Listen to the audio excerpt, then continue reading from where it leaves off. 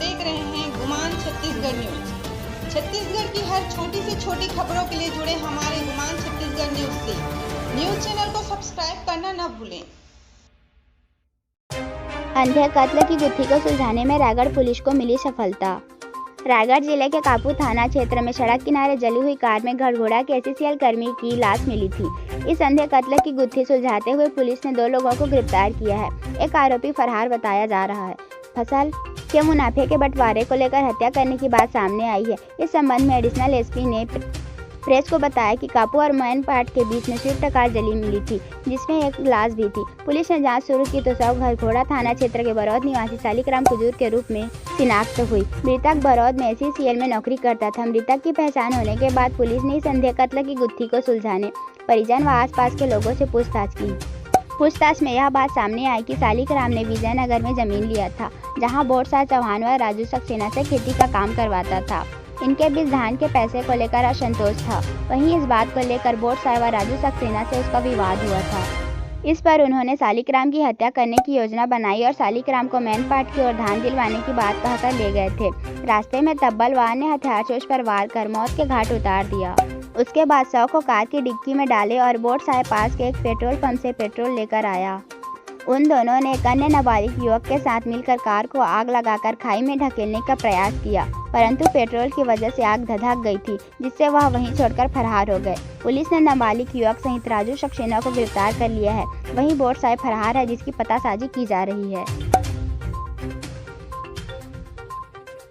कि कापू और मैनपाट के बीच में एक जलती हुई कार है, जिसके डिक्की पर एक शव दिख रहा है।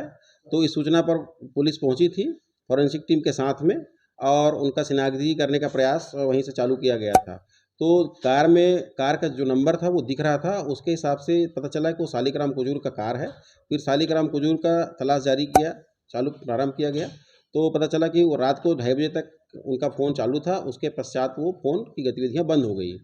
फिर उनके परिवारजनों को खबर किया गया। उनकी पत्नी के द्वारा शव का शिनाख्ती करने का प्रयास किया गया। जो अंगूठी था, शर्ट के जले हुए अवशेष थे और जो कड़ा था, उसके माध्यम से फिर उनका पतासाजी किया गया कि सालिकराम कहाँ हैं। सालिकराम अपने गांव के ही 4 लड़कों के साथ में अपने खेत का धान का बोने का और उसको धान बेचने का काम करता था और उनको कुछ पैसे देता था।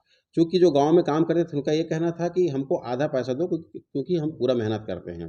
इनके द्वारा वैसा वादा भी किया गया था, परंतु इस बार क्या हुआ कि हर बार की तरह इस बार भी वो अपने आधा पैसा नहीं देके कम पैसा दिया। उससे उनके बीच मनमुटाव हुआ और झगड़ा हो गया। तो उनके द्वारा कहा गया कि आपके कुछ और धान है हमारे पास, उसको भी चलो आप बेच लो, बाकी धान तो लोड करा लिए। तो उस धान के लालच में फिर वो गया और वो ट्रैक्टर में कुछ लोड भी कराया। उसके पश्चात उनको उनके साथ झड़प हुआ और उनको हत्या कर दिया गया।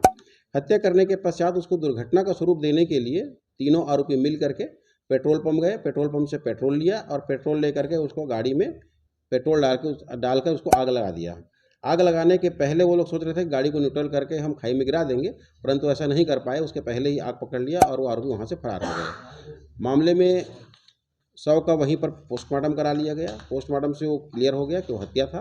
तो उस पर अपराध पंजीबद्ध किया गया। थाने कापू में विवेचना प्रारंभ की गई और जो संदिग्ध लोगों थे उनकी धरपकड़ का प्रयास चालू किया गया। तो एक जो मुख्य आरोपी था बोरसा चौहान, वो नहीं मिला, परंतु जो और आरोपी थे 2, जिसमें एक राजू सक्सेना था, उसको घरघोड़ा के द्वारा धर्मजयगढ़ पुलिस ने पकड़ा, और साथ ही एक विधि के साथ संघर्षरत बालक भी था उसमें, उसको भी अरेस्ट किया गया है और दोनों को भी सक्षम न्यायालय के समक्ष पेश किया गया है और वहां से उनको जुडिशियल रिमांड पर न्यायालय जेल दाखिल किया गया है। इनके पास से कोई हथियार वगैरह बरामद हुआ है? हाँ, आरोपियों के कब्जे से 2 हथियार अभी बरामद कर लिया गया है। एक दबली है और एक टांगी है। साथ ही इनके द्वारा जो मोटरसाइकिल प्रयुक्त किया गया था उसकी भी जब्ती की गई है।